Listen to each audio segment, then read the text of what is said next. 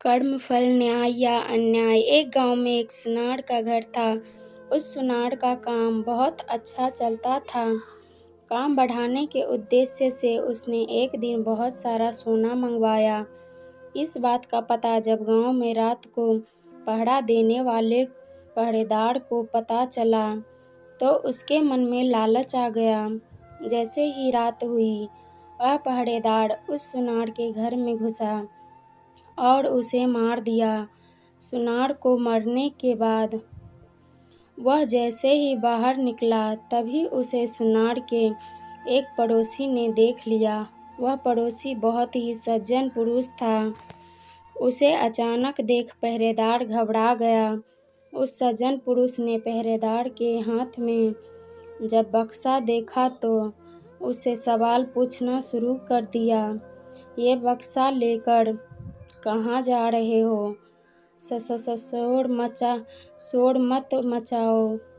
देखो, इसमें से थोड़ा सोना तुम ले लो, थोड़ा मैं ले लेता हूँ। मैं ले लूँ, मैं गलत काम नहीं कर सकता। यह सुन पहरेदार ने उसे डराने के लहजे में उससे कहा, देख, मेरी बात मान जा, नहीं तो बहुत बुरा होगा। फिर मुझे दोष मत देना। धमकी देने पर भी जब वह सज्जन पुरुष न माना तो उस पहरेदार ने जोर जोर से चिल्लाना शुरू कर दिया। जब सब लोग इकट्ठा हो गए तब वह सबको झूठी कहानी बताने लगा। यह आदमी सुनार के घर से यह बक्सा लेकर आ रहा है, मैंने इसे पकड़ लिया। जब सब लोगों ने सुनार के घर जाकर देखा तो सुनार मरा पड़ा था। पुलिस को बुलाया गया और पुलिस उस निर्दोष व्यक्ति सुनार के कत्ल के इल्जाम में पकड़ कर ले गए। मामला कोर्ट पहुंचा। उस आदमी ने जज के सामने बहुत कोशिश की कि खुद को निर्दोष साबित कर सके, लेकिन सारे गवाह और उसके खिलाफ थे।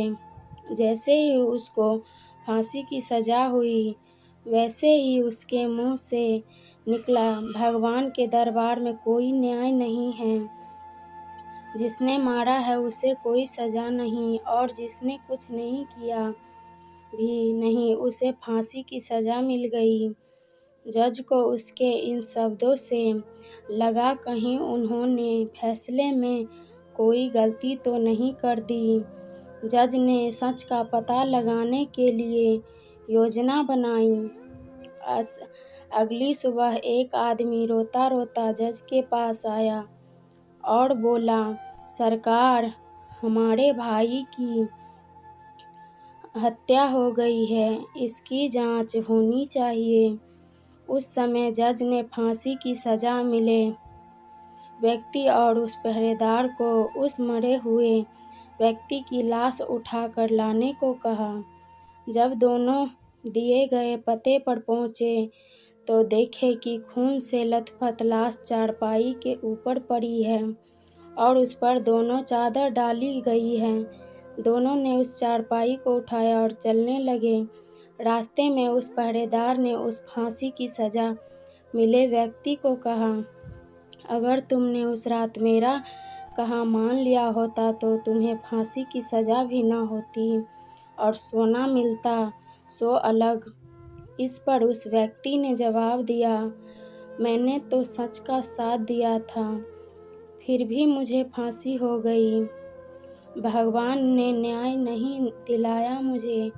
चलते चलते जब दोनों जज के सामने पहुँचे तो चारपाई पर पड़ी हुई लाश एकदम उठ गई। असल में वह लाश नहीं थी, बल्कि जज द्वारा सच का पता लगाने के लिए एक सिपाही था। उस सिपाही ने उठकर सारी सच्चाई जज को बता दी। जज सच्चाई सुनकर बहुत हैरान हुए। पहरेदार को कैद कर दिया गया। न्याय हो गया था, लेकिन जज के मन में अभी भी शांति नहीं मिली थी। सो उन्होंने सज्जन व्यक्ति से कहा, इस मामले में तो तुम निर्दोष साबित हो चुके हो, लेकिन सच सच बताओ, तुमने कभी कोई हत्या की है क्या?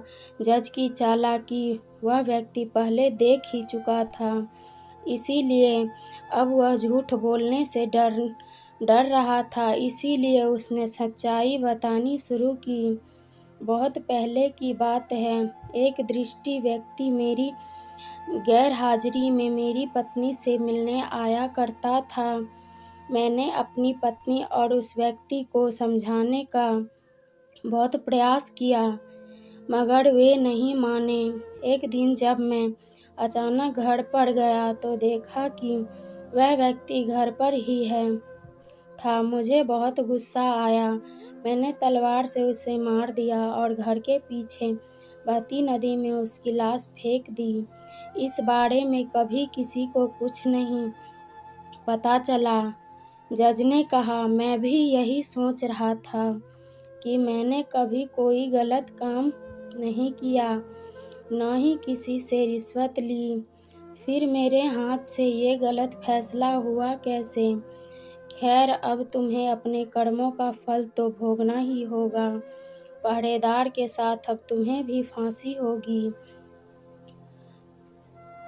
तो दोस्तों, ये बात तो सच ही है कि कर्मों का फल भले ही देर से मिले, लेकिन मिलता ज़रूर है। फल कैसा होगा, यह इस बात पर निर्भर करता है कि आपके कर्म कैसे थे। आप अपने बुरे कर्मों का फल अच्छे कर्म कर के टाल नहीं सकते। जैसा कि उस व्यक्ति ने पहरेदार को रोककर अच्छा कर्म करना चाहा, लेकिन उस अच्छे कर्म के कारण उसके बुरे कर्म नहीं भुलाए जाएंगे। इसीलिए उसे उसके पुराने कर्मों की सज़ा मिली, भले ही देर से मिली, लेकिन मिली।